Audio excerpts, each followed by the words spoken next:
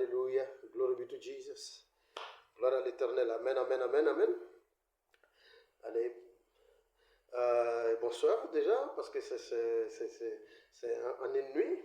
Déjà bonsoir, et pour certains ça serait bonjour.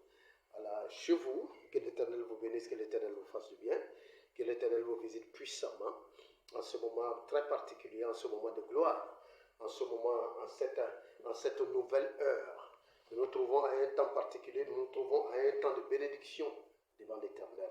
Et c'est la raison pour laquelle nous venons à vous maintenant dans vos salons, nous venons à vous dans vos téléphones, nous venons à vous dans vos maisons, dans vos voitures, dans vos bureaux, nous venons à vous dans votre foi, dans votre croyance, pour bénir le nom de l'Éternel, pour le célébrer, pour le magnifier. Que l'Éternel vous bénisse, que l'Éternel vous fasse du bien, que le Dieu auquel vous croyez, le Dieu que vous priez, le Dieu pour lequel, le Dieu que vous suivez, le Dieu que vous servez, le Dieu vers qui montre vos prières, vos libations sont faites en son nom, le Dieu devant lequel vous déposez vos offrandes, vos dîmes, vos sacrifices, vous déposez vos vies.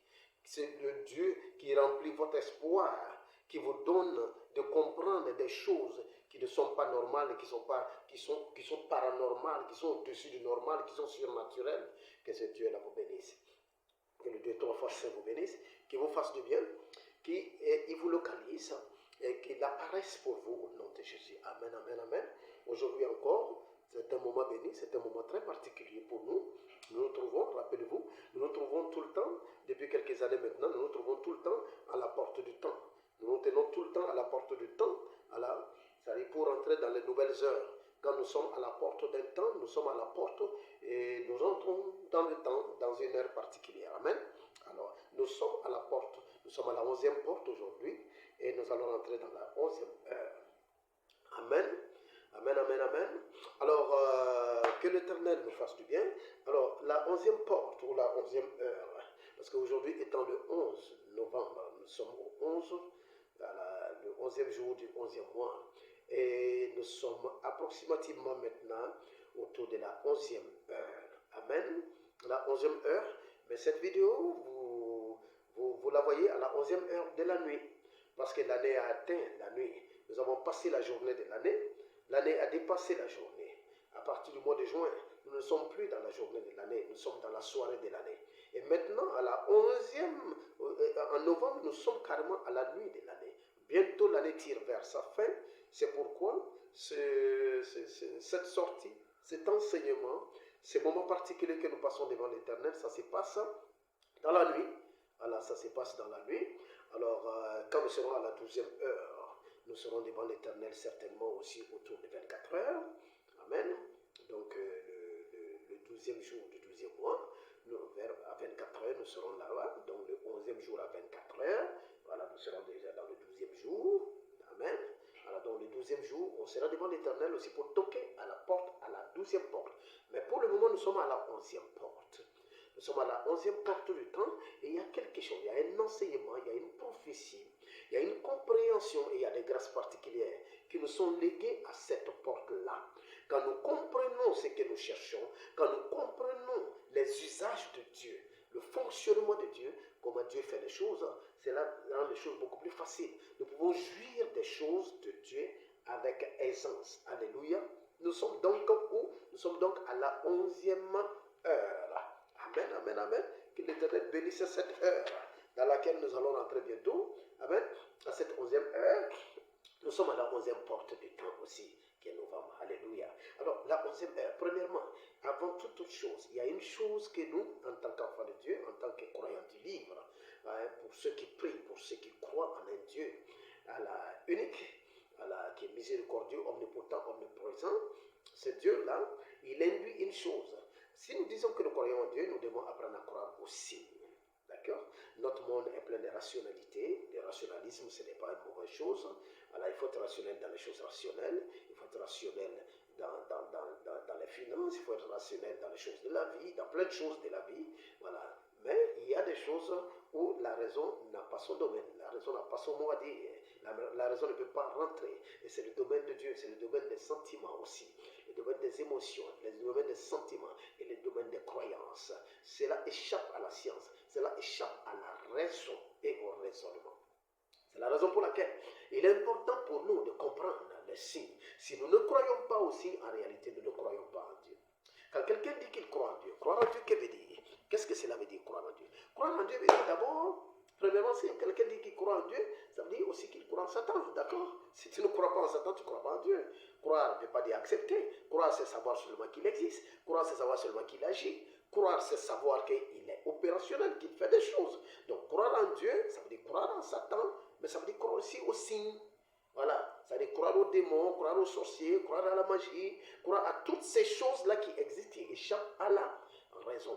Souvent, les enfants de Dieu, les croyants du livre, ils sont taxés de superstitieux. Voilà, il y a certaines choses quand ils expliquent, ils ont une certaine approche des choses de la vie, et puis les autres qui ne croient pas comme eux, qui ne sont pas à leur niveau, au même niveau de vibration que eux, dans leur existence, ils disent non, c'est des superstitieux. Alors, je vais te dire une chose, mon frère et ma soeur, je vais te dire une chose. C'est croire en Dieu, c'est croire aux signes fait de toi, on appelle que tu es superstitieux, il faut accepter que tu es superstitieux. De toute façon, celui qui n'est pas superstitieux ne peut pas croire en Dieu. Qu'est-ce que veut dire que la superstition? La superstition, c'est de croire à l'existence de certaines forces occultes, de certaines forces spirituelles, de certaines forces qui échappent à la raison et qui peuvent influencer le réel et qui peuvent influencer notre quotidien.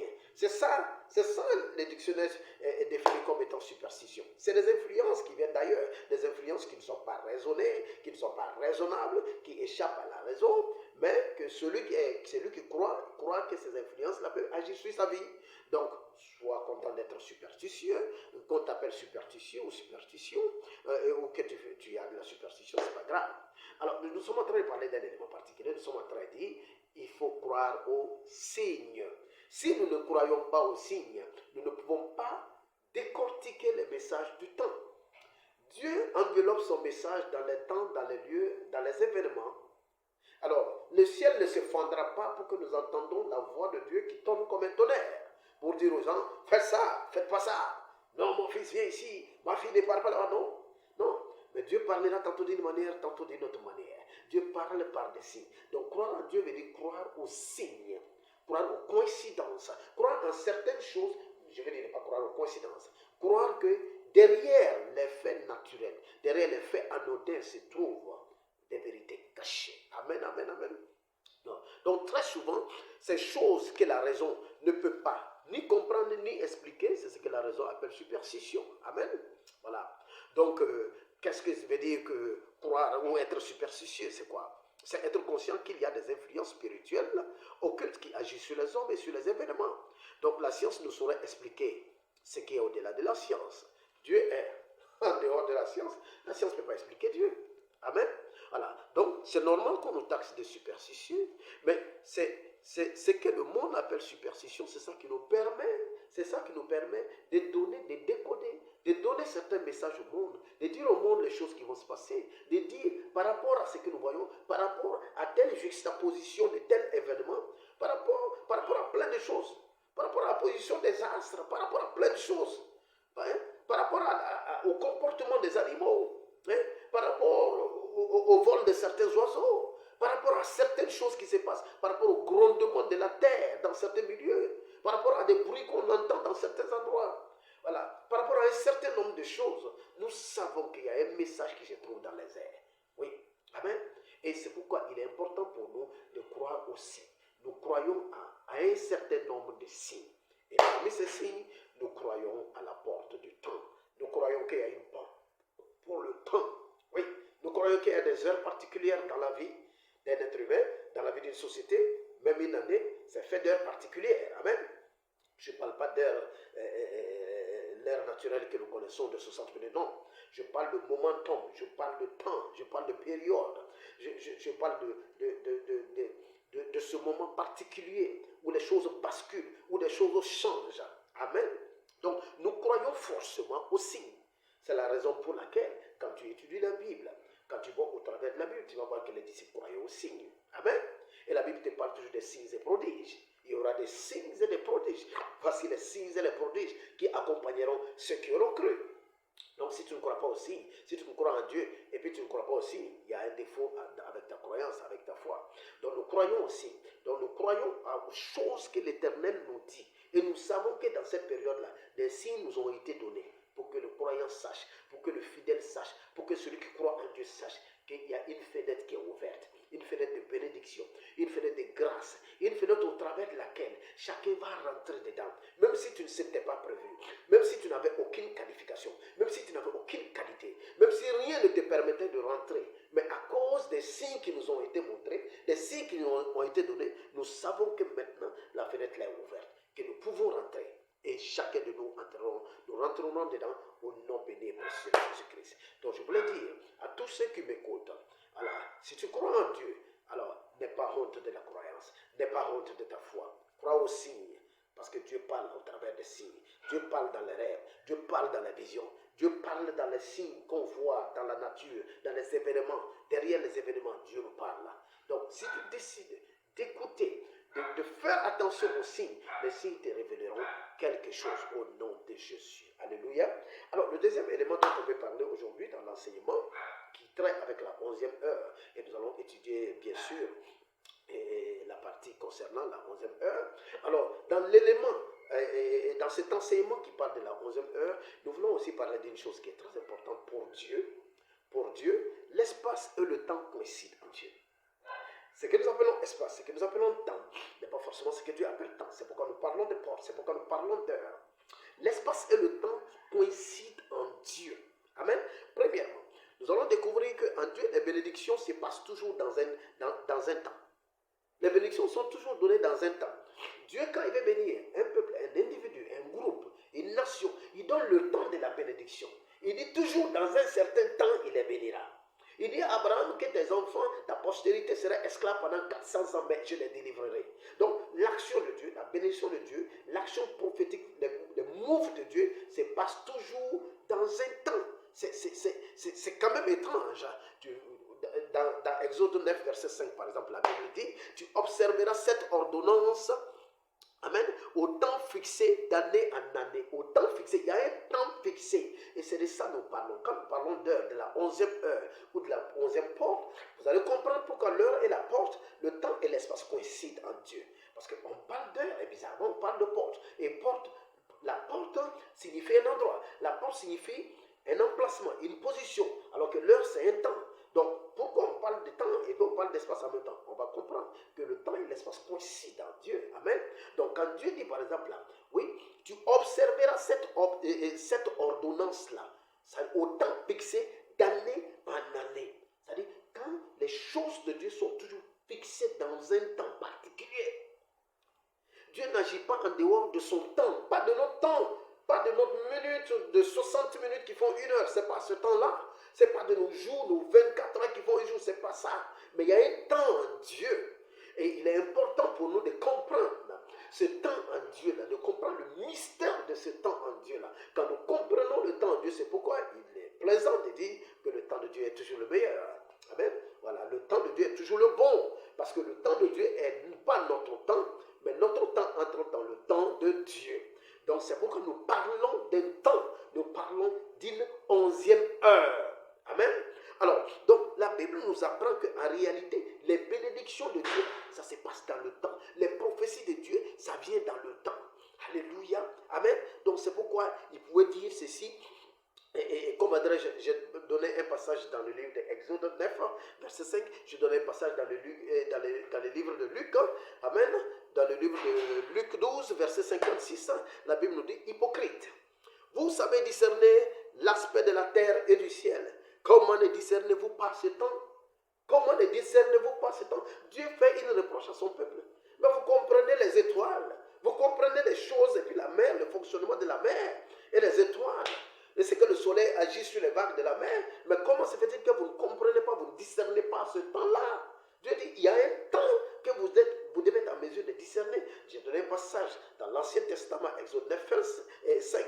Et j'ai donné un passage dans le Nouveau Testament, Luc 12, 56. Pour que nous comprenions, ça n'a rien à voir, ce n'est pas une question d'ancien ou de nouveau. Déjà que nous croyons qu'il n'y a pas d'ancien et de nouveau testament.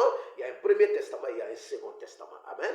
Parce que tout concourt, parce que tout va ensemble. La parole de Dieu, elle est intégrale, elle est totale, elle n'est pas divisée, elle ne s'arrête pas dans le temps, elle ne change même pas. C'est une continuation, c'est une évolution. Amen. De la pensée de Dieu et du besoin des hommes qui font que Dieu bouge d'un point à un autre point. Alléluia. Donc nous sommes en train de parler de quoi? Nous sommes en train de parler du fait que l'espace et le temps coïncident en Dieu. En Dieu, l'espace et le temps coïncident. Premièrement, nous avons vu que les bénédictions et les prophéties de Dieu, ça se passe toujours quand? Ça se passe à l'intérieur d'un temps.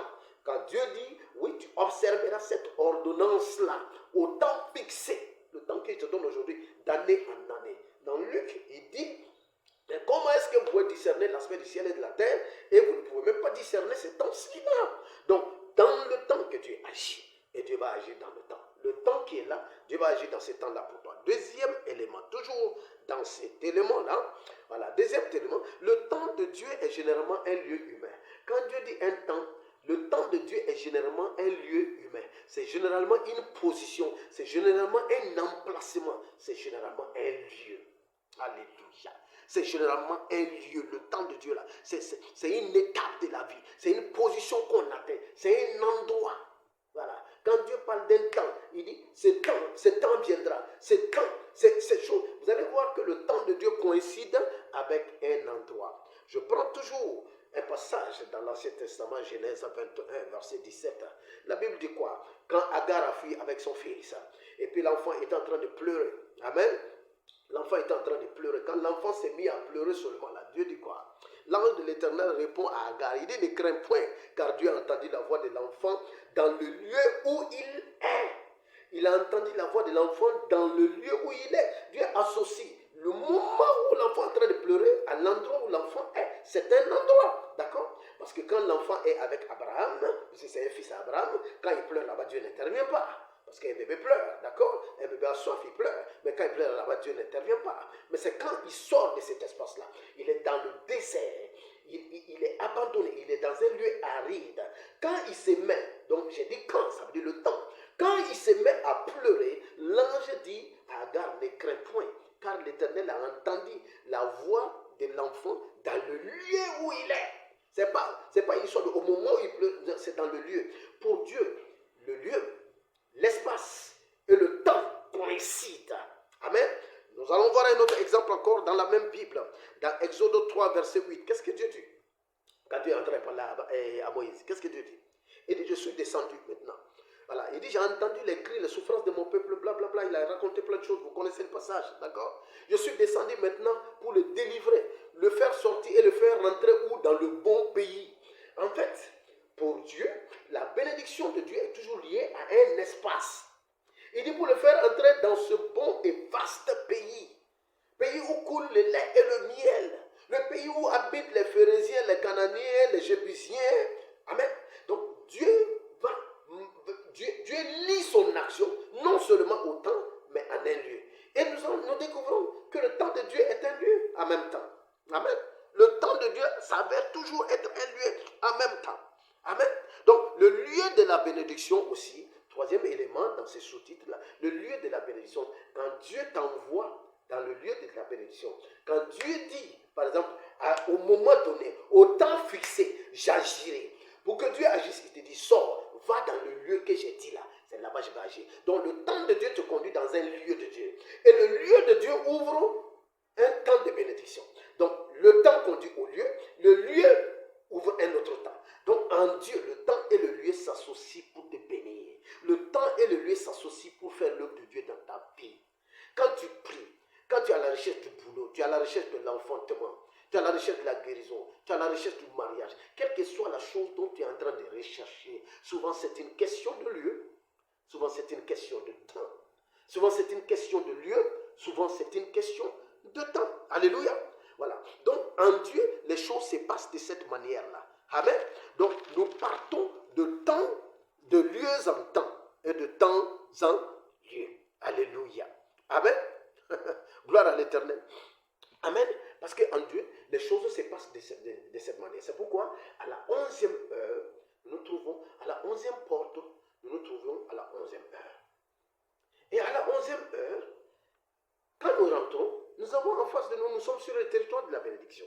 Souvent, le problème avec nous, les croyants, avec nous qui croyons, avec nous qui espérons, avec nous qui plaçons un espoir quelque part en un Dieu qui agit et qui contrôle tout, c'est que nous nous trouvons nous nous trouvons à une localité X et nous voulons jouir des bénédictions qui se trouvent dans la localité Z. Pourtant, tant que nous ne bougerons pas de X à Z, nous ne pourrons d'aucune manière, d'aucune façon, nous ne pourrons jouir de la bonté de Dieu qui se trouve là-bas. Il n'est pas possible que cela puisse arriver. Alléluia. Amen. Je prends un exemple pour que nous comprenions. La chose de Dieu se passe comme ça, se poursuit de cette manière-là. Alléluia. Amen, amen, amen. Amen.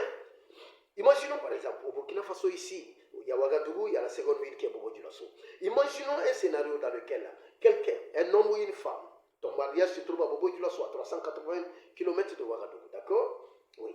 Donc ton mariage est à Bobo Dioulasso. Tu es à Ouagadougou. Alors, qu'est-ce qu'il faut faire? Quelles que soient tes prières, quels que soient tes jeûnes, tes prières, quelles que soient tes restrictions, quel que soit comment tu assujettis ton corps, comment tu te parles, tu es joli, tu t'arranges, comment tu te présentes. Tant que tu n'as pas foulé le sol de Bobo Dioulasso, le mariage n'aura pas lieu.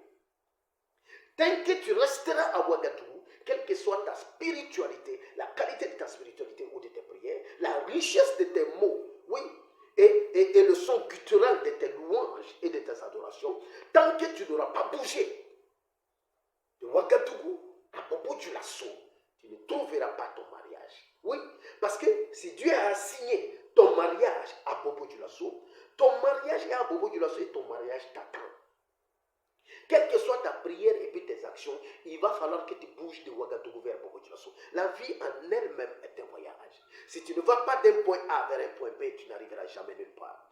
Quel que soit, comment tu sois beau, joli, belle, exceptionnel, intelligent et tout, si tu restes là où tu es, tu vas pousser racine, tu demeureras là-bas. Parce que ton miracle se trouve dans un lieu particulier, dans un temps particulier. Voilà. Et je vais expliquer ici cette dualité qui est entre le temps et entre le lieu. D'accord? Alors, quand le temps de ton mariage arrive, qu'est-ce qui se passe? Le temps de ton mariage arrive, ça veut dire une saison s'ouvre pour toi où Dieu avait dit qu'à cette saison-là, tu te marieras. Mais comme ton mariage est supposé être fait à Bobo, Dieu veut que tu fasses un voyage dans ta vie. Voyage, ce n'est pas seulement un voyage physique, d'accord? J'ai dit que la vie est un voyage. Donc, tu dois upgrade, tu dois te dépasser, tu dois bouger, tu dois aller de l'avant, tu dois t'améliorer, tu dois continuer à avancer. Pendant que tu dois continuer à avancer, pendant qu'il te faut aller à Bobo pour te marier, si toi tu restes toujours le même ou la même, tu ne changes pas, tu n'ajoutes rien en toi, aucune nouvelle connaissance, aucune nouvelle grâce, tu ne rends rien de spécial en toi, tu es juste exactement comme ce que tu es, alors que ton mariage, au bout du voyage, qu'est-ce qui va se passer? Alors, dans le lieu où tu es, tu vas prier, tu vas gêner, tu vas payer toutes sortes d'offrandes. Mon frère, ma soeur, tu ne vas pas voir le mariage. Mais tu vas voir l'aperçu du mariage. Parce que dans le lieu où tu es là, tu auras l'aperçu du mariage. Ta spiritualité va te donner de voir ce que Dieu a prévu pour toi. Donc il y aura l'aperçu du mariage là-bas. Mais tant que tu n'as pas atteint ce sol-là, la terre du mariage, tu ne te marieras pas. Le mariage est un lieu. La réussite sociale est un lieu. L'enfantement est un lieu. Le succès est un lieu. La bénédiction financière est un lieu. Tout ce que nous désirons, ce sont des lieux en Dieu. Ce sont des lieux, ce sont des terres que nous devons fouler. C'est pourquoi vous regardez dans la Bible, quand Dieu veut bénir son peuple, pourquoi il ne bénit pas là où il est? Pourquoi Dieu demande toujours que son peuple sorte d'abord? Pourquoi Dieu veut que son peuple fasse un voyage? Parce que tant que tu ne fais pas le voyage avec Dieu, tu n'as pas le temps d'être transformé, tu n'as pas le temps d'être challengé, tu n'as pas le temps de faire face à des difficultés, à des choses inhabituelles, des choses auxquelles tu n'es pas habitué, des choses que tu dois affronter, que Dieu voit grandir en toi de la maturité, de la constance, de la résilience, de la capacité à traverser les moments difficiles, à ne pas baisser les bras, à ne pas te décourager. Tant que tu ne fais pas le voyage, pour Dieu, tu n'es pas prêt. Le temps de ta bénédiction n'est pas arrivé. C'est pourquoi, quand il veut bénir Israël, il dit, tu iras où? À Canaan. Pourquoi? Dieu est Dieu. Dieu peut bénir les gens où ils sont. Dieu peut bénir en Égypte. Pourquoi il dit à Abraham, il faut quitter Chaldée là, en Ur. Il faut quitter la maison de ton père. Là. Tu vas dans le lieu que je t'indique. Donc la bénédiction de Dieu se trouve dans un voyage. Au bout des voyages, à la fin des voyages, voyage à l'intérieur de toi-même, voyage dans tes pensées, voyage dans ta croyance, voyage dans ta foi, voyage dans ton intelligence, dans ta sagesse, voyage dans qui tu es. Amen. Et tous ces voyages, le résultat de tous ces voyages t'amènera sur la terre de la bénédiction. Dès que tu atteins cette terre de bénédiction, la bénédiction est là. Souvent nous attendons ils disent, moi j'attends l'homme de ma vie, j'attends la femme de ma vie, j'attends ma bénédiction, j'attends mon miracle. Non, tu n'attends pas ton miracle, c'est ton miracle qui t'attend. Tu n'attends pas l'homme de ta vie ou la femme de ta vie, c'est l'homme de ta vie ou la femme de ta vie qui t'attend. C'est toi qui dois bouger pour partir. Amen. Si tu attends, rien ne viendra. Tu dois bouger pour partir. Les choses ne viennent pas vers nous, c'est nous qui partons vers les choses. Je ne cesse de dire ça depuis des années, d'enseigner ça sur les réseaux depuis des années, pour dire aux gens, le temps ne vient jamais vers nous. Ce n'est pas janvier qui arrive, ce n'est pas la fin d'année qui arrive, c'est nous qui partons vers la fin de l'année. C'est nous qui partons vers la fin du mois. C'est nous qui partons vers la fin du jour. C'est nous qui bougeons. D'accord? Donc nous devons apprendre. Tant que nous ne bougeons pas pour aller sur le territoire de la bénédiction, le territoire de la prophétie, le territoire de la révélation, le territoire de la sagesse, le territoire de la connaissance, tant que nous ne bougeons pas pour aller vers les territoires concernés, nous n'allons pas avoir les bénédictions proclamées. Tant que nous n'allons pas vers les territoires concernés, nous n'aurons pas accès aux bénédictions proclamées. Nous avons besoin de bouger, nous avons besoin de partir, nous avons besoin d'avancer. Alléluia. Donc, tant que tu n'es pas arrivé, celui qui a son miracle à Bobo, qui a son projet à Bobo, qui a sa bénédiction à Bobo, si tu restes à Ouagadougou, tu vas pousser racine. Tu vas devenir un grand intercesseur ou une grande intercesseuse. Si tu dois, ton miracle se trouve à Washington et puis tu es à New York là-bas. Tu es assis à New York là, que toi tu es un grand évangéliste. Toi tu es un enfant de Dieu béni. Toi tu pries, mais tu vas pousser racine. Tu vas créer un ministère de prière, à force de prier. Et souvent on va dire, mais pourquoi Dieu ne répond pas? Mais Dieu ne répond pas partout, désolé de le dire. Parce qu'il y a un lieu de réponse de Dieu. La réponse de Dieu se passe toujours dans un lieu, se passe toujours dans un temps. Donc comprenons les signes. Interprétons les signes. C'est pourquoi je commence en parlant des signes. Si nous n'avons pas l'intelligence des signes de Dieu, les choses de Dieu, nous allons passer à côté des choses fabuleuses. Et nous allons être frustrés. Parce que nous serons tout le temps en train de penser, oh Dieu ne m'a pas répondu. Oh, qu'est-ce qui se passe avec le Père? Oh, qu'est-ce qui se passe? Dieu n'a pas répondu. Ou le prophète a menti. Ou l'homme de Dieu n'a pas dit vrai. Non, ce n'est pas que Dieu n'a pas répondu. Ce n'est pas que l'homme de Dieu n'a pas dit vrai. Non, mais c'est tout simplement que nous devons faire le voyage. Le voyage de ton enfantement se trouve quelque part devant toi. Tu continues à avancer pour arriver sur ce territoire-là. Le voyage de ton mariage, c'est là-bas. Le miracle de ton mariage, c'est là-bas. Le miracle de ta bénédiction financière, c'est là-bas. Tant que tu ne bouges pas, alors, tant que tu ne parles pas, parce que je récapitule, ce n'est pas le miracle qui vient vers toi, c'est toi qui vas vers le miracle. Ce n'est pas la bénédiction qui vient vers toi, c'est toi qui vas vers la bénédiction. Tout ce que nous voulons atteindre dans la vie, c'est des lieux que nous devons atteindre. Dès que tu atteins le lieu de la bénédiction financière, tes finances sont bénies. Dès que tu atteins le lieu du mariage, tu es marié. Dès que tu atteins le lieu de ce que tu veux, de ce que tu désires, de ton accroissement, de ton élévation, de ta glorification, des honneurs que tu cherches, dès que tu arrives sur le territoire de ce que tu désires, là-bas se trouve ce que tu désires. Il dit, je t'enverrai où? Dans un pays où coule le lait et le miel. Quand tu vas dans un pays où coule le lait et le miel, qu'est-ce qui se passe là-bas? Qu'est-ce que tu trouves dans un pays où coule le lait et le miel? Tu trouves là-bas de la potasse? Ou tu trouves là-bas, je ne sais pas, tu trouves quoi? Tu trouves le lait et le miel. Quand tu es dans le territoire du lait et du miel, tu ne cherches plus le lait et le miel. Notre problème, c'est que souvent, nous sommes dans le désert. Pendant que nous sommes dans le désert, nous voulons manger les fruits qui sont à Canaan. Alors que dans le désert, nous n'avons droit qu'à la manne. Nous n'avons droit qu'au caille. Amen. C'est à Canaan que nous avons les fruits. C'est à Canaan que nous avons le lait et le miel qui coulent à flot. Que nous avons toutes sortes de fruits. Donc, mon frère, ma soeur, ce que je veux te dire, c'est que le message que Dieu nous donne pour cette 11e heure, il dit c'est l'heure de ton lieu béni. C'est l'heure de ton emplacement béni. C'est l'heure de ton voyage. Tu dois aller dans le lieu de la bénédiction. C'est l'heure où tu moves, où tu bouges, où tu te déplaces pour aller de là où tu es vers là où tu dois aller. Parce que tant que tu n'avances pas, tant que tu ne changes pas, quand tu ne fais pas de mise à jour en toi, quand tu ne t'améliores pas, tu ne te transformes pas, ta bénédiction se trouve juste à 2 pas de toi. Mais il ne viendra pas vers toi. Elle n'a pas reçu cette onction, elle n'a pas reçu cette capacité de bouger vers toi. Mais toi, tu as reçu, voilà, un esprit vivant. Tu peux bouger, tu peux aller vers la bénédiction. 3e élément, nous avons 5 éléments, voilà, dans cet enseignement. 3e élément, à la 11e porte, peu importe l'ordre d'arrivage, il faut que tu as juste besoin de t'y présenter. Alléluia.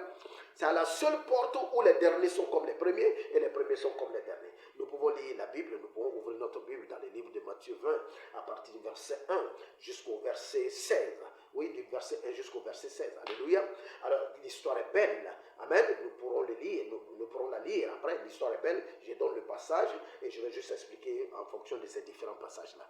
Alléluia. Amen. À la 11e porte, qu'est-ce qui se passe? Car nous sommes à la 11e porte. À la 11e porte, on nous a raconté l'histoire d'un homme, d'un maître de maison. La Bible dit le royaume de cieux est comme un maître de maison. Amen. Et qui sort le matin et qui cherche des ouvriers pour sa vie. D'accord? Donc, à la première heure, c'est-à-dire après le lever du soleil, après 6 heures, voilà. Donc, à la première heure, il sort, voilà, il trouve des gens qui l'embauchent. D'accord? À la 3e heure encore, il sort, il trouve des gens qui l'embauchent. À la 6e heure, il sort, il trouve des gens qui l'embauchent. À la 9e heure, il sort, il trouve des gens qui l'embauchent pour sa vie. Amen?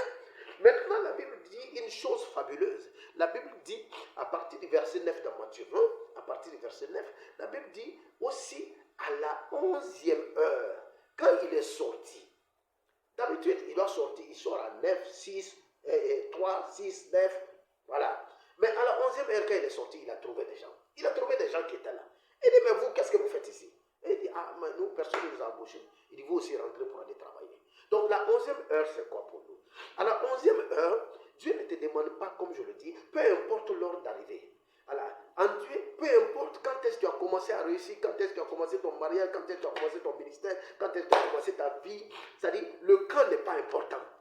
Tout ce que Dieu demande, c'est le message de la 11e heure. Le message de la 11e heure veut que tu comprennes une chose. La seule chose qu'on te demande, c'est de partir, c'est de te présenter. Que tu arrives à l'heure ou que tu arrives en retard, on s'en fout. Parce que Dieu, le retard de l'homme est encore l'heure pour Dieu. Ah, dis alléluia avec moi. Le retard de l'homme est encore l'heure pour Dieu. La 11e porte là, c'est la seule porte où les premiers sont comme les derniers. Et les derniers sont comme les premiers. Les premiers et les derniers sont même chose. C'est la seule porte du temps où les premiers et les derniers sont même chose. Alors, à cette porte du temps là, si tu arrives en dernière position, c'est égal à celui qui était là en la première position. C'est pas parce que quelqu'un est arrivé avant toi. C'est pas parce que quelqu'un a commencé avant toi. C'est pas parce que quelqu'un sait faire avant toi que la personne va te dire. Non, tu vas arriver, tu vas avoir exactement les honneurs, la gloire, la richesse, la réussite que la personne qui a commencé bien avant toi, 10 heures avant toi. 10 heures, ça peut représenter toute une vie. 10 heures, ça peut représenter beaucoup dans une destinée. Ça ne peut pas dire, c'est pas 10 heures de 60 minutes. Amen.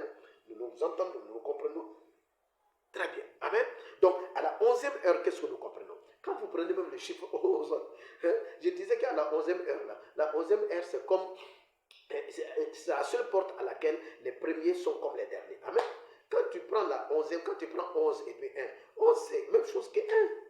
C'est 1 avec un autre 1 derrière.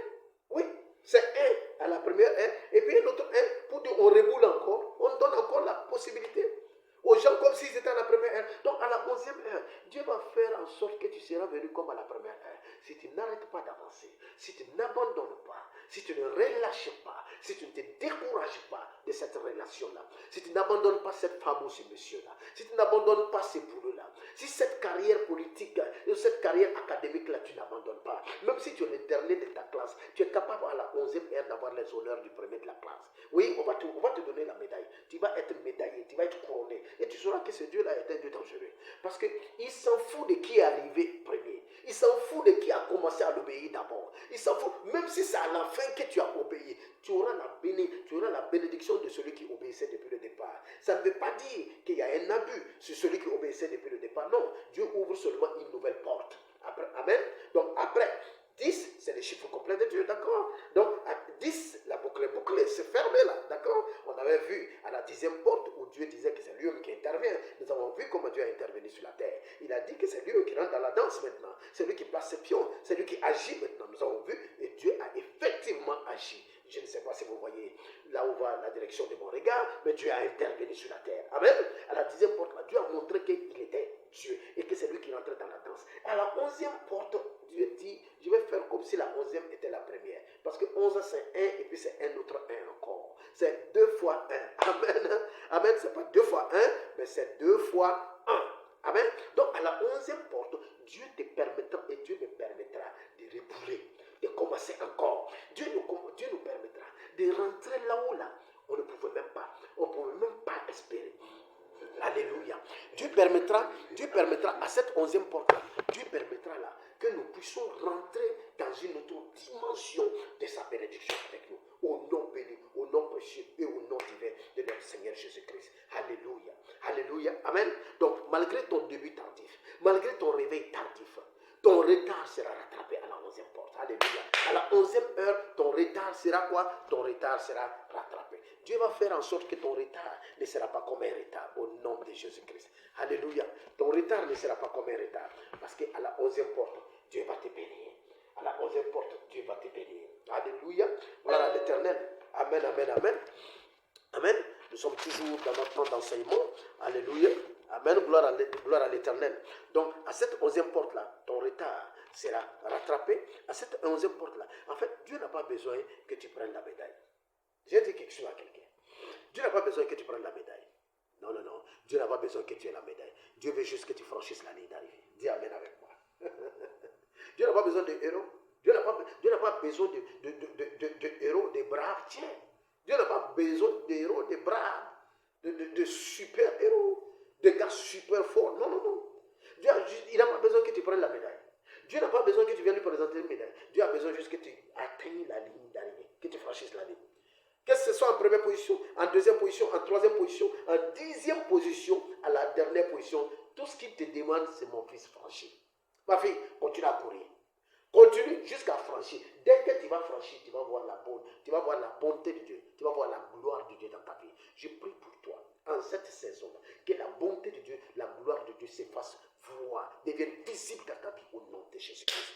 L'Éternel, ton Dieu, le Dieu que tu pries là, ce Dieu-là, il va se montrer puissant dans ta vie en cette 11e porte, en cette 11e heure-là, pendant que nous traversons la 11e porte. Amen. Tout ce que Dieu te demande, n'abandonne pas parce que les autres sont en avance. C'est ce qu'il te dit. Le message de la 11e porte. Il dit n'abandonne pas parce que les autres ont commencé avant toi. N'abandonne pas parce qu'ils se sont mariés avant toi. N'abandonne pas parce qu'ils ont des enfants avant toi. N'abandonne pas parce qu'ils ont des milliards et que tu as rien. N'abandonne pas.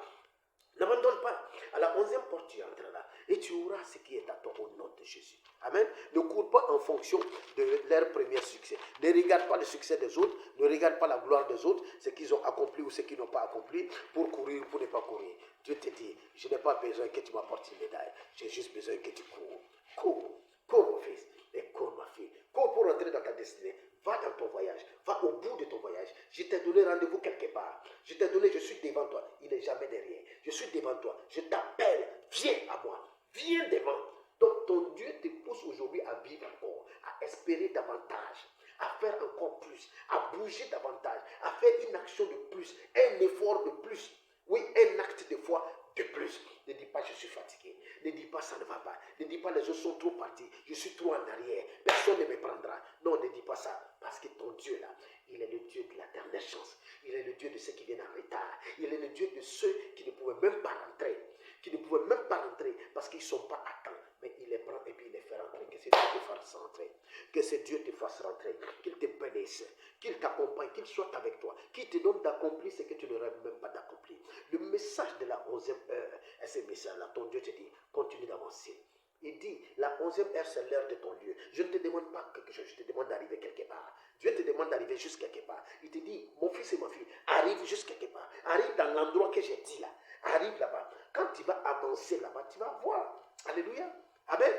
Un jeune enfant qui naît, un jeune enfant qui est en train de grandir là, avant d'atteindre la puberté, même s'il a envie, ses autres camarades qui ont atteint la puberté, ils voient des signes de leur masculinité ou de leur féminité, mais peu importe, mais dès qu'il a la puberté, il va voir les signes. Souvent, nous souffrons parce que nous nous disons, ah, pourquoi les autres ont ça, moi je n'ai pas ça, mais tu n'es pas arrivé. Ton temps là n'est pas arrivé.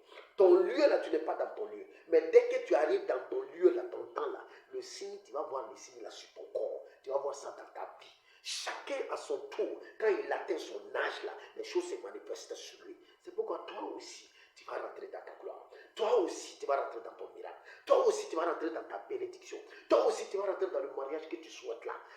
Il suffit de continuer. Avance pour aller dans le lieu. Ta prière, ça doit être quoi? Seigneur, donne-moi d'arriver dans mes lieux. Seigneur, donne-moi de ne pas rater mes lieux. Seigneur, donne-moi d'être encouragé, d'être renforcé, afin d'avancer, de continuer à avancer. Je veux arriver dans mes lieux. Parce que tu demandes la bénédiction à Dieu. Dieu dit, va à Canaan. Donc tu dis non Seigneur, je ne veux pas Canaan, je veux juste la bénédiction. Dieu ne te donnera pas la bénédiction sans Canaan. Il te dit tu iras à Canaan, là-bas tu auras la bénédiction. Parce que ce que nous demandons le fruit, le produit fini. Mais Dieu te donne l'élément qui te permet de produire ça.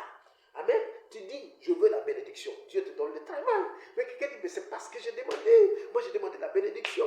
Mais c'est le travail là qui donne la bénédiction. C'est le travail qui donne la richesse. C'est le travail qui donne l'honneur. Donc, Dieu ne donnera pas ce que tu as demandé. Il te donnera ce qui te permet d'avoir ce que tu as besoin. Je répète, Dieu ne donnera pas ce que tu as demandé, mais il te donnera ce dont tu as besoin pour créer ce qui est ton besoin. Dieu, il ne viendra pas pour te donner un prêt-à-porter. Il ne viendra pas pour te donner un prêt à consommer. Il ne viendra pas pour te donner un prêt à utiliser. Il viendra pour te donner l'outil ou la capacité ou les personnes qui vont t'aider à réaliser ce dont tu as besoin. Et tu porteras les choses en fonction du fruit, de la sueur de ton front, du fruit de ton labeur. Dis alléluia à cela. Que l'Éternel vienne vers toi pour te bénir, pour te doter avec ce dont tu as besoin, pour créer ce qui est le besoin de ta vie. Au nom de Jésus-Christ. Alléluia. Un quatrième élément, très intéressant. Qu'est-ce qui s'est passé encore à la 11e porte là? Amen. La Bible dit que le maître ne sortait que chaque 3 heures. Une chose étrange. Il sortait à 3 heures. Il est sorti à 6 heures. Il est sorti à 9 heures. Normalement, il devait sortir à 12 heures. Alléluia. La 11e heure, c'est la violation légitime du protocole. Je suis là pour dire à quelqu'un quelque chose. Même si ton nom n'était pas inscrit. Même si tu n'étais pas prévu. Même si le protocole ne permettait pas que tu rentres là-bas. Même si le protocole ne prévoyait même pas que ton nom soit là-bas, que tu fasses partie. Mais Dieu va violer le protocole à cause de toi. Dis amen à cela. Du verset 6 au verset 7, la Bible dit une chose particulière. Amen. Il est sorti à toutes les 3 heures. Dieu sortait à toutes les 3 heures. Les intervalles de 3 heures, il n'y a pas 11 dedans. C'est 3, 6, 9, 12. Il n'y a pas 11 dedans. Mais tout à coup, soudain, brusquement, comme dirait quelqu'un, Dieu a décidé de sortir à la 11e heure. Dieu va décider de sortir à cause de quelqu'un. Mon frère, ma soeur, toi qui me regardes, toi qui m'écoutes, toi qui crois en Dieu, que l'Éternel soit dérangé, que l'Éternel soit troublé, que l'Éternel soit perturbé jusqu'à ce qu'il sorte de son logis pour toi, que l'Éternel sorte de sa gloire pour toi, qu'il sorte de son royaume, de son palais pour toi, qu'il sorte de là où il est à cause de toi, qu'il soit tellement dérangé. Mais quelque chose s'est passé pour que le maître de maison sorte à 11 heures. Quelqu'un va me dire, mais qu'est-ce qui s'est passé? Quelque chose a dû se passer. Amen. Pour qu'il sorte à 11 heures, parce qu'il sortait à 3 heures, à 6 heures, à 9 heures, et il allait sortir à 12 heures pour clore, pour libérer les gens. Mais tout à coup, quelque chose s'est passé. Il y a eu un besoin, il y a eu un signe, il y a eu une perturbation. Il a été tourmenté de quelque chose. La pensée de quelque chose est arrivée en lui. Que ta pensée arrive à la tête de Dieu. Que tes problèmes deviennent le tourment de Dieu. Oui. Que tes soucis deviennent le souci de Dieu, sa priorité. Que ton nom et ton histoire et ta destinée deviennent la perturbation divine de son être. Que Dieu s'asseye et qu'il ne puisse pas s'asseoir. Et qu'il se lève et qu'il ne puisse pas seulement rester debout. Qu'il marche et qu'il sorte. Et qu'à la porte il te trouve, jeté quelque part dans la boue, abandonné par les gens, ignoré par ceux qui t'aiment, par ceux que tu aimes, par ceux que tu portes, par ceux que tu as aidés, ceux que tu as aidés qui te méprisent. Que Dieu sorte et puis te regarder en bas, là-bas, qui te voit sous le pont, qui te voit derrière la brousse, qui te voit jeter et piétiner, qui t'appelle, à cause de toi, il dit, mon fils, c'est à cause de toi que je suis sorti, sinon à 7 heures je ne sortirai pas. Et ça, c'est ta prophétie. Que l'Éternel viole les protocoles pour toi. Que l'Éternel, le Tout-Puissant, viole les protocoles pour toi. Qu'il sorte pour toi au moment où il ne devait pas sortir. Qu'il vienne au moment où il ne devait pas venir, mais qu'il vienne. Et qu'il sorte et qu'il te trouve.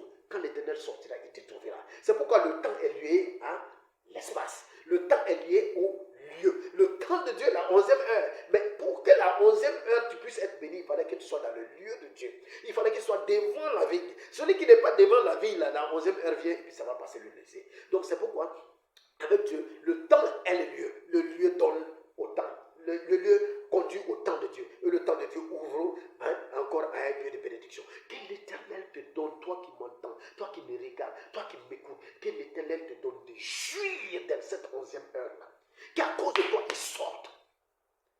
Que quelqu'un sorte à cause de toi. Qu'un ministre bouge à cause de toi. Qu'un ambassadeur soit perturbé à cause de toi. Qu'un directeur soit dérangé tant qu'il ne te voit pas. Qu'un chef de service sorte à cause de toi. Que quelque part, quelqu'un qui t'est supérieur, quelqu'un qui est au-dessus de toi, quelqu'un qui peut te faire du bien, qu'il est tout autour de lui, mais qu'il lui manque quelque chose. Je mets au nom béni et précieux de Jésus-Christ, que maintenant, dans la tête des êtres humains, pour qui sont importants pour toi, dont tu as besoin de leur faveur, qu'il y ait un manque, qu'il y ait une insatisfaction, qu'il y ait une perturbation, qu'il y ait quelque chose qui bouillonne en eux, qu'ils ne savent même pas, mais qu'ils sortent seulement. Dieu est tout simplement sorti. La Bible dit, le maître est sorti à la 11e heure. Ton Dieu sort à la 11e heure. Et ton Dieu sort à la 11e heure. Et Dieu merci, tu es déjà à la 11e heure. Et puisque tu es à la 11e porte, à cette 11e heure-là, tu vas jouir de la bonté de Dieu. Tu vas jouir de la bonté de Dieu. Alléluia. Amen. Amen. Donc cette 11e heure, c'est pour ceux qui sont hors système. Cette 11e heure, c'est pour ceux qui ne sont pas aptes à faire ce qu'il faut. Oui. Dieu sortira avant la fin pour quelqu'un. Dieu apparaîtra de façon inattendue au nom de Jésus. Avant la fin, Dieu sortira. La fin, c'était 12 heures. Avant 12 heures, avant la clôture, avant que ça soit terminé, avant qu'on ne boucle Dieu soit sorti, quelque chose va se passer. Alléluia. Quelque chose se passera pour toi qui m'entend. Chaîne de l'écriture. La brousoune de l'écriture. Rima mama zouze, karouche kanta la brise. Brisei santa la clacatura. Le bresouze katura. Le bresouze karusha kata. La brousa, brese, karawashun de l'écriture. In the name of Jesus, Dieu sortira pour toi de façon inattendue. Il sortira. Quelqu'un se déplacera à cause de toi. Un dignitaire sortira à cause de toi. Un responsable se bougera à cause de toi. Quelqu'un ne pourra pas rester tranquille parce qu'il faut qu'il te bénisse. Quelqu'un ne pourra pas rester tranquille parce qu'il faut qu'il te fasse rentrer. Que l'Éternel te fasse rentrer. Que cette 11e heure, puisque tu as la 11e porte là, tu vas bénéficier au nom de Jésus. Tu ne repartiras pas perdu à la maison. Toi qui étais désespéré, qui étais comme ces ouvriers, à la 11e heure, qui étais désespéré, qui se dit qu'est-ce qu'on va faire, qu'est-ce qu'on va devenir. Peut-être même qu'ils vont nous donner le quart d'un denier. Même si c'est ça, c'est pas grave. Nous sommes arrivés, c'est à cette heure-là, nous sommes arrivés. On va faire comment? Dieu est sorti pour dire comment on va faire. Que Dieu sorte pour toi. L'important pour toi, n'arrête pas de voyager. N'arrête pas de bouger. N'arrête pas d'aller vers le lieu. Donc n'arrête pas d'avancer dans la vie. N'arrête pas d'avancer dans tes émotions, d'avancer dans tes sentiments, d'avancer dans ton intelligence, dans ta sagesse. Continue à avancer. Avance vers tes lieux. Parce que des lieux devant là, dans les lieux qui sont devant, se trouve ta bénédiction. Dans les lieux qui sont devant, se trouve ton miracle. Dans les lieux qui sont devant, se trouve ton mariage. Dans les lieux qui sont devant, se trouve ta bénédiction financière. Tu vas t'en sortir. L'important ne meurt pas en chemin. Il ne faut pas t'enterrer. Il ne faut pas relâcher. Il ne faut pas abaisser les bras. Il ne faut pas te suicider. Vis. Parce que tant que tu vis, à l'heure qui a été appointée pour toi, l'heure à laquelle tu as été assigné là, cette heure t'attend. Dans ce lieu qui est juste devant toi. Si tu n'arrêtes pas, bientôt tes pas seront là-bas. Tes pas trébucheront contre quelque chose. Quand tu regarderas, ce sera un lingot d'or pour toi au nom de Jésus-Christ. Que l'Éternel soit avec toi. Que l'Éternel soit avec toi. Le dernier élément pour clore cette série, cette bénédiction, cet enseignement de la 11e heure à la 11e porte. Oui, regardez un fait extraordinaire. Parce que quand nous lisons le passage de Matthieu chapitre 20, du verset 1 jusqu'au verset 16, je dis, il faut lire jusqu'au verset 16. Amen. Quand nous lisons, nous allons voir une chose bizarre. Il y a quelque chose qui n'est pas dit au départ. On dit que le maître sort à 3 heures. Il voit des gens, il les embauche. Il sort à 6 heures. Il voit des gens, il les embauche. Il sort encore à 9 heures. Il voit des gens, il les embauche. Mais comme je l'ai dit, quelque chose le pousse à sortir. Quelque chose va pousser Dieu à sortir pour toi, tu m'entends. Alors, quelque chose le pousse à sortir. Mais quand il sort là, quand quelque chose le pousse à sortir là, quand il sort là, la Bible dit, il demande une chose étrange. Il demande aux autres employés, il n'a pas demandé. Ma soeur, il a demandé. Il dit, qu'est-ce que vous faites ici? Vous aussi, vous n'allez pas travailler? C'est comme si les gens là pouvaient venir et aller travailler. Ça veut dire quelque chose. Et dit, vous aussi, vous n'allez pas travailler? Et les ouvriers lui répondent quoi? Il dit que personne ne nous a loué. C'est-à-dire que personne ne nous a proposé du boulot à l'heure. Personne ne nous a proposé le mercenariat. C'est-à-dire on travaille à l'heure ou à la journée. Personne ne nous a proposé ça. Cela veut dire quoi? Cela veut dire que chaque 3 heures où Dieu sortait, Dieu ne sortait. Et le maître ne sortait pas seul. Non.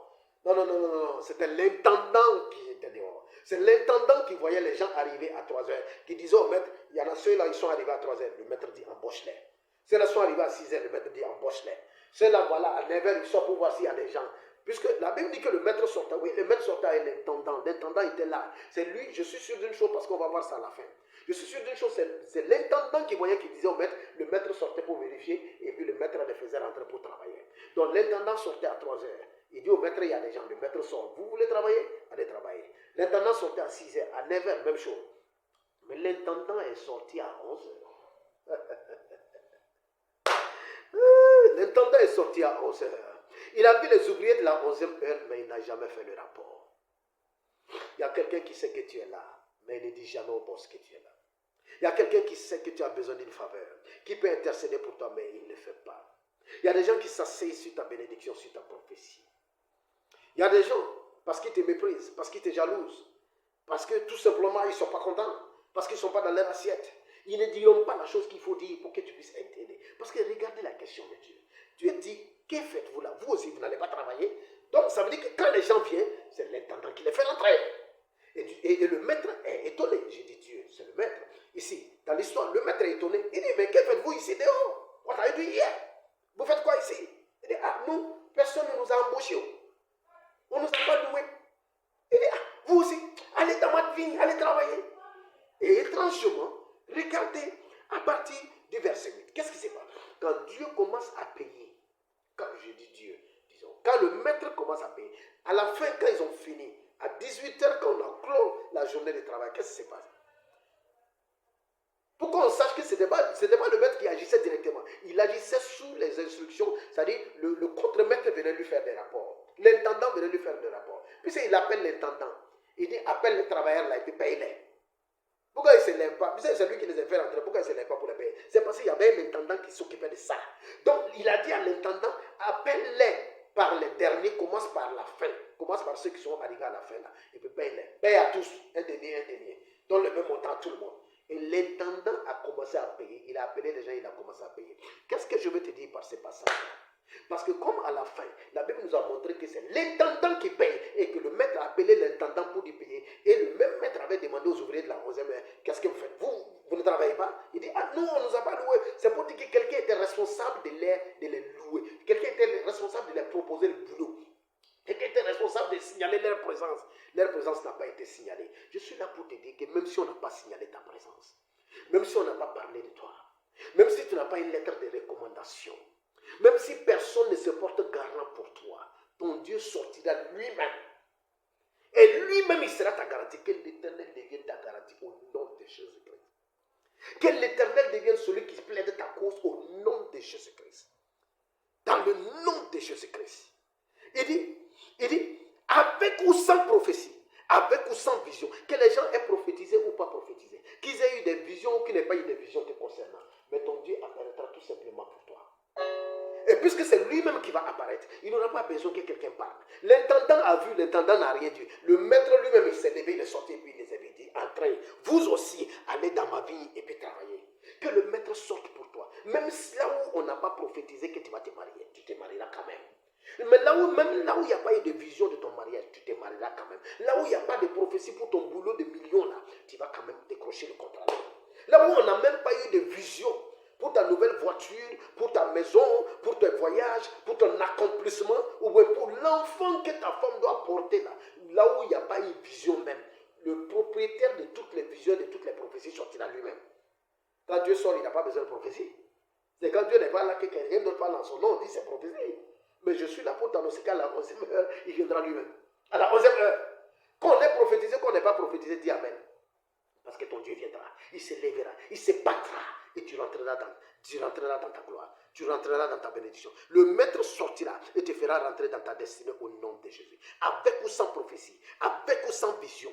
Que tu sois accompagné, recommandé ou pas, qu'on ait parlé de toi ou qu'on n'ait pas parlé de toi, qu'on ait signalé ta présence ou pas ta présence, qu'on ait dit que tu travailles ou qu'on n'ait pas dit que tu travailles, qu'on t'ait critiqué ou qu'on t'ait rejeté, le maître lui-même prendra ton dossier en main. Ton dossier sera traité sur le bureau du président lui-même, le bureau du boss lui-même, le bureau du directeur lui-même, le bureau du maître lui-même. Ça ne serait pas sous le bureau de l'intendant.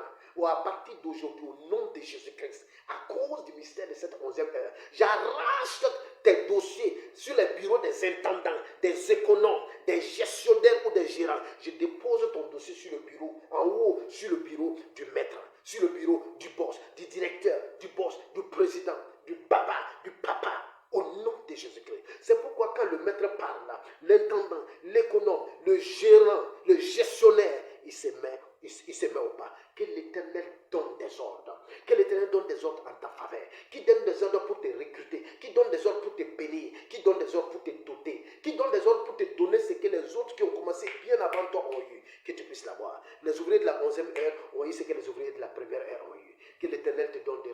rattrapé, le retard que tu as sur tes camarades, le retard que tu as sur tes congénères, le retard que tu as sur tes camarades, au nom de Jésus-Christ. Amen. Que l'Éternel te bénisse. Toi qui es arrivé à cette 11e heure, que la grâce et la faveur de la 11e heure soient avec toi, soient sur toi au nom de Jésus. Tu franchis la 11e porte. Cette porte-là, c'est une porte exceptionnelle de grâce. C'est une porte où tu vas rentrer dans le lieu où tu n'es pas prévu rentrer. Amen.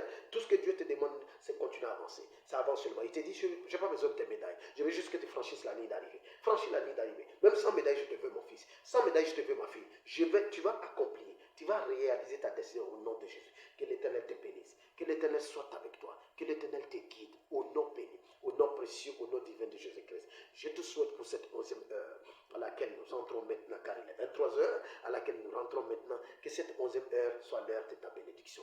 Que cette 11e heure de la nuit, parce que nous sommes à la 11e heure de la nuit, comme je l'ai dit, l'année est à sa nuit. Donc à cette 11e heure de la nuit, peu importe le temps où tu vas écouter cette vidéo, sache que c'est une porte qui est ouverte et que toi tu rentres dans cette porte-là. Donc à tout moment, pendant cette 11e heure-là, quand tu es dans cette porte déjà, à tout moment, quand tu te tiendras devant l'Éternel, tu t'identifies. C'est pourquoi il est important. Au début, j'ai parlé des signes. Nous croyons aux signes. Identifie-toi à l'ouvrier de la 11e heure. Identifie-toi à l'ouvrier de la 11e heure. Dieu va donner des instructions que tu vas suivre. Au nom béni et précieux de Jésus-Christ. Que l'Éternel soit avec toi, que l'Éternel te bénisse, que l'Éternel t'accompagne, que l'Éternel te donne d'arriver dans tes lieux de bénédiction. Et comme je le dis, ta prière pour cette saison, ça Seigneur, fais-moi arriver dans mon lieu de bénédiction. Fais-moi arriver dans mes lieux élevés. Fais-moi arriver dans mes lieux d'honneur, dans mes lieux de gloire, dans mes lieux de réussite au nom de Jésus. Que l'Éternel te conduise et que tu arrives à bon port. Que Dieu te bénisse. Shalom, shalom et shalom. Que l'Éternel te bénisse. Au nom béni, au nom précieux et divin.